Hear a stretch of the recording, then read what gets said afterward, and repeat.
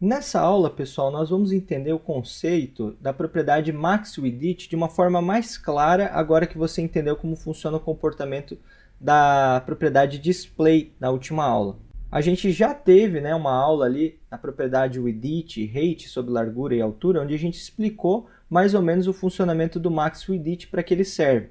Mas agora você vai entender de uma forma mais completa, você vai ter um entendimento mais certinho dessa propriedade, certo? Eu vou apagar esse conteúdo que a gente fez na última aula, vou tirar esse daqui, tirei, apaguei, e aqui eu vou tirar também tirar todo esse nosso conteúdo aqui, a gente não precisa, certo? Eu vou fazer o seguinte, eu vou colocar aqui uma div, e vou chamar ela eu vou colocar uma classe chamada exemplo1, certo? Dentro dessa div eu vou colocar aqui, conteúdo com 600 pixels de largura. Ok? Na verdade eu vou colocar maior, eu vou colocar 800 pixels de largura. Então conteúdo com 800 pixels de largura. E vou fazer mais uma div, vou até colocar um espaço aqui com BR mesmo, para quebrar uma linha. Vou colocar aqui exemplo 2, um conteúdo com 600 pixels de largura. Certo? O que acontece, pessoal? Como a gente viu na aula passada, quando a gente tem uma tag do tipo div, ela é do tipo bloco. Então, se eu colocar aqui uma bordinha, vou colocar aqui, vou colocar direto aqui na nossa tag incorporada mesmo, só para a gente verificar, né? Só para a gente ver, lembrar disso. Um pixel, sólida, vermelha, olha lá. E eu vou fazer a mesma coisa aqui com a nossa segunda. Um pixel, sólida, vou colocar azul. Ficou um roxo aqui, não tem problema. Então eu tenho um azul, um roxo ali e um vermelho, certo?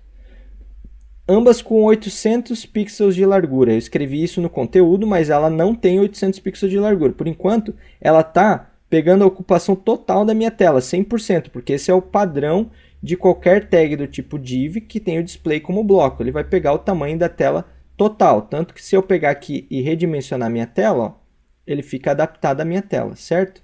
Mas pode ser que eu tenha que especificar um tamanho fixo disso, certo? Eu vou especificar que o tamanho é de, vamos supor, 800 pixels, como eu disse ali.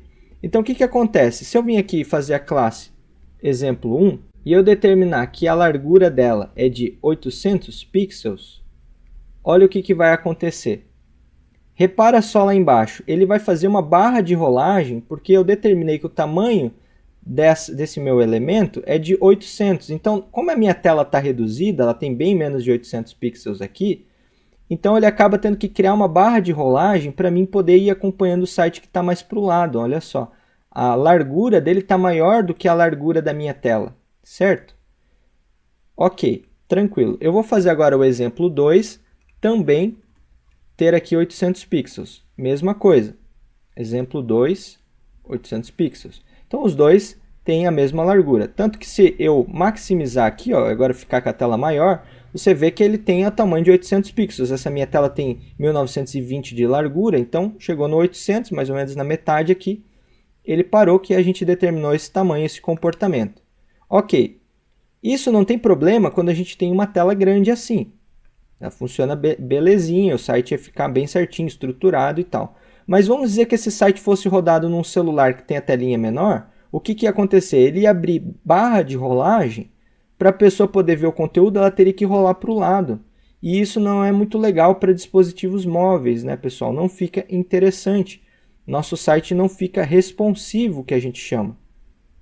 E aí que começam os problemas, né? Então como é que eu faço para isso se adaptar à minha tela?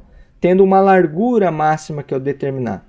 É com a propriedade MaxWidth. Quando eu determino que o MaxWidth vai ser de 800 pixels, eu estou falando que no máximo ele vai ter esse tamanho. Então olha só que interessante. Ele continua chegando até 800 pixels, que é o tamanho máximo, que é o tamanho aqui quando eu estou com a tela aberta maior. Mas conforme eu vou diminuindo o tamanho da tela, ó, tá maior. Vou diminuindo o tamanho da tela, ó, repara o que vai acontecer. Olha lá, repara o que vai acontecendo no meu bloco.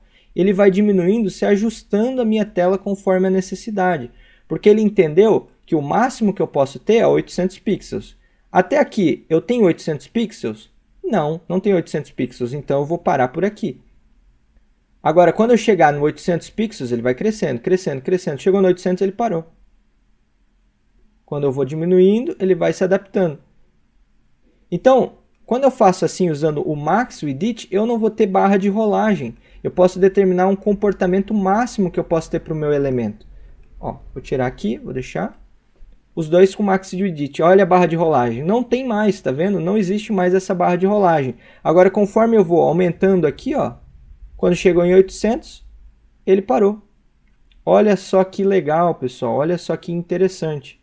Então, essa propriedade de max width, ela é importante para a gente ter os nossos sites responsivos, principalmente quando a gente lida com imagens. Então, só para você entender aí a diferença do width e do max width, agora vai ficar mais fácil de você compreender, porque na aula passada você entendeu o conceito do display do tipo bloco, que é o caso das nossas divs aqui que a gente trabalha. Beleza, pessoal? Um forte abraço e até a próxima aula. Valeu! Espero que você tenha gostado dessa aula, que tenha te ajudado. Se você quiser continuar assistindo o curso, pode continuar clicando num desses cards que estão aparecendo aqui. Deixa o seu gostei, se inscreve no canal para não perder nenhum conteúdo sobre programação web e a gente se vê no próximo vídeo. Valeu!